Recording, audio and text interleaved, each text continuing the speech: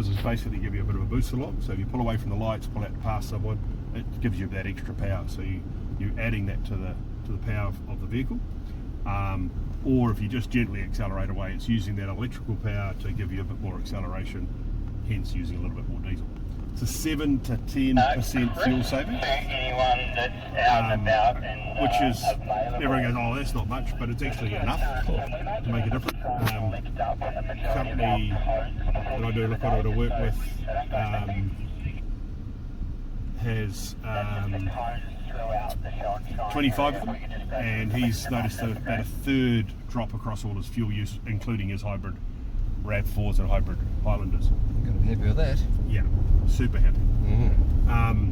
The other thing it does for him is it ticks the box for government contracts, because the government want you to have eco-friendly vehicles, so it ticks the box as far as that goes. So yeah, it's quite a good system. It also has the auto stop start, and what happens with that is, how that works is if it starts off the generator, not off the starter motor when it restarts, and it's absolutely instantaneous. But that extra bit of get up and go is instantaneous. I have turned the traction control off if you had noticed. So it's mainly on diesel? It is diesel, it's only on the diesel engines. Yeah. For hybrid vehicles that are the non-diesel, it's a completely different system. It's not like your RAV4 or your Highlander or all those other ones. It's a completely different system for that. So in high range four-wheel drive, I've engaged the downhill assist. Downhill assist is a really good tool, and underrated and underused. What it does, it means if we go down a hill like this, I can do that with no feet. Keep the vehicle straight, it'll brake if it needs to brake, and accelerate if it needs to accelerate. In the Hilux, it's set at 8 kilometres an hour. Up to 8 kilometres an hour. You can vary it a little bit by accelerating and braking, but if you do nothing, it'll slow you down to 8 kilometres an hour. We've also got multi-terrain select, so I push that button on the dash there. We've got auto, dirt, sand, mud, deep snow. What that does is it changes the parameters of the traction control system, the way the transmission works, etc. as well, and just makes it work better. And I'm not running it in mud for what we're doing here, even though it's not that muddy, it's just what I've been using today. Changes our screen, so it gives us a view of the wheels, so you can see where the wheels are, front wheels are, and down each side of the vehicle, and an angulometer. Do you reckon we can max that angulometer out today? I hope not. I don't know what's it. So when it goes to 30, yeah. and when it goes yellow, it means it's over 30. Yep. So you let me know if we can get it over 30. Not quite. Getting close, getting close. We'll see. We'll give it a go.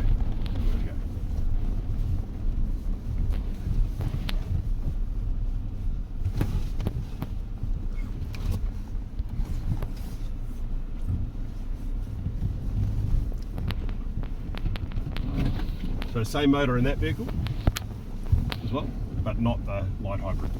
Right. We might get close to maxing it out around this one. Oops, that's the running board. It's okay, it's a dealer's vehicle, so they still sell running boards. Another 33% discount. Yeah. Do they sell these as Demonstrators. ex-demos? Yeah.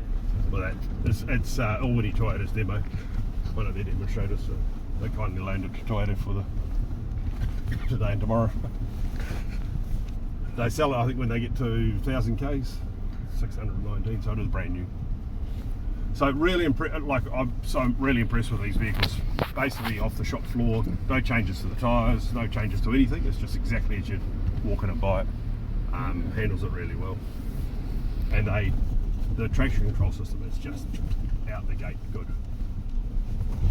We might get that to yellow now. There we go. Yeah, well done. We roll over. No, we don't. They'll go further than you can take them, but the book might say don't go over 30 degrees. You can roll them. You can roll them if you do dumb things. But most people don't have the intestinal fortitude to get them to that point unless they do something dumb. Yeah. Their sense of survival will chicken out before they get to it.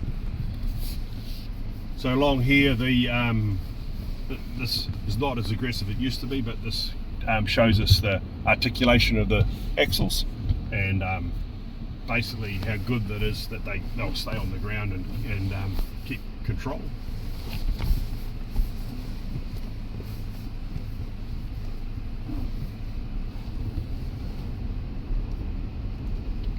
I do like this system, being able to see where those wheels are, particularly when you're sort of picking your way through shitty ground.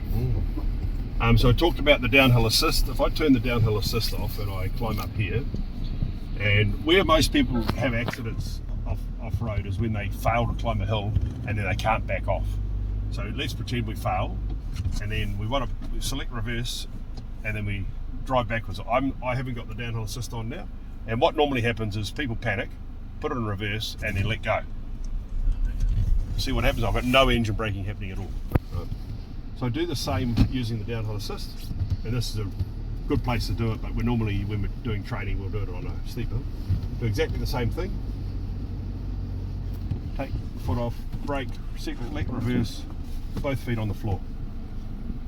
I'm doing nothing, but the system's doing that for us, which is a fantastic tool. And really safe, and it'll keep it straight as well. If it starts to slide on this side, it'll put a bit of power on that side. Really cool system.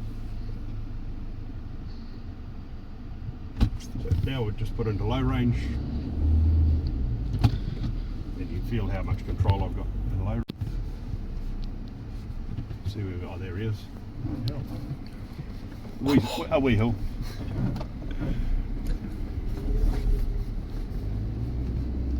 He's just gone up there for a bit of a view.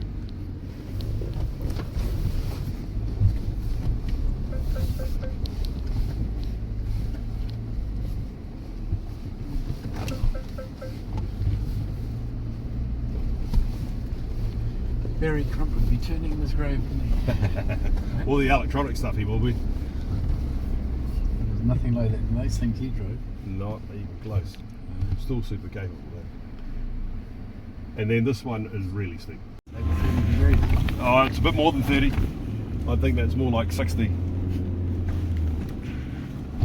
We'll sneak along here. This again shows you how much articulation we can get.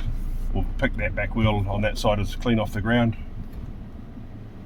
and that one on this side is now clean off the ground, back on the ground again. Same thing will happen here.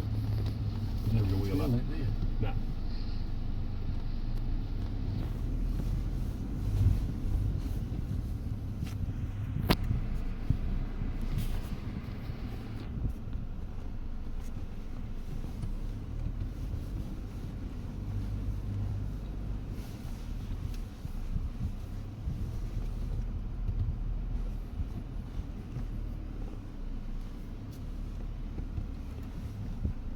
Cool lane.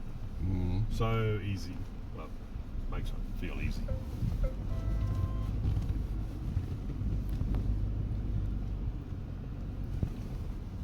A big percentage of these sold would never do this in their lifetime, will it?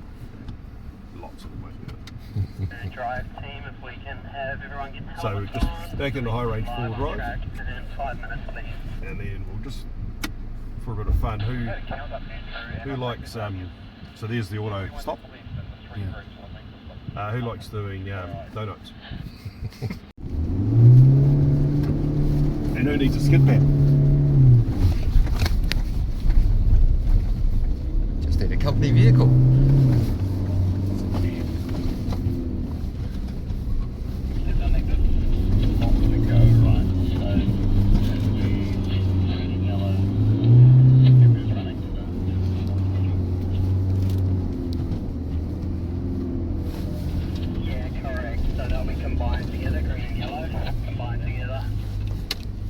Can't do that four-wheel drive. Hell no. Well, Computer takes over too much in four-wheel drive, does it? no, you can still do it by doing what I've just done in high range there and turning the traction control program off. Right. Now this is a pretty good hill to try and get up. And this morning we struggled, but this afternoon it's been a bit drier. We managed to make it.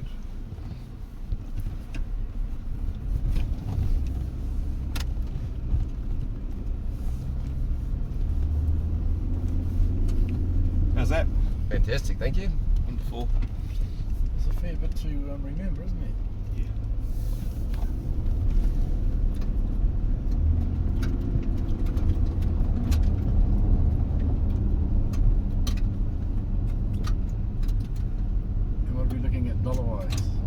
64. This is the top level one. It's actually not bad. 63,990 or something like that. So this is the highest grade.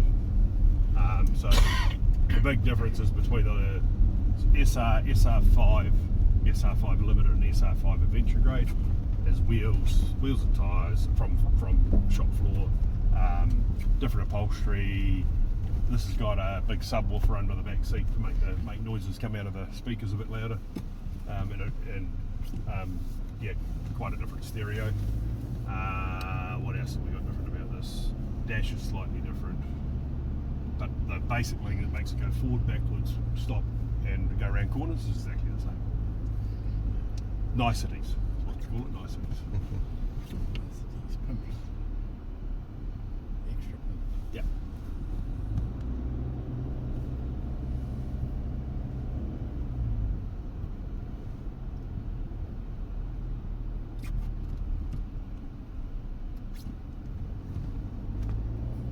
I wonder what they'll flog this one for. Don't know. I'll clean it up so it's never been off-road. No idea. Not my department.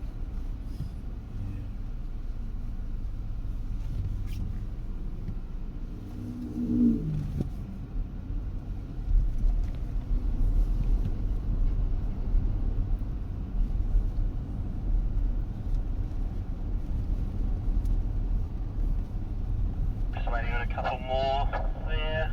Yeah, that's my one up there, that white one. So.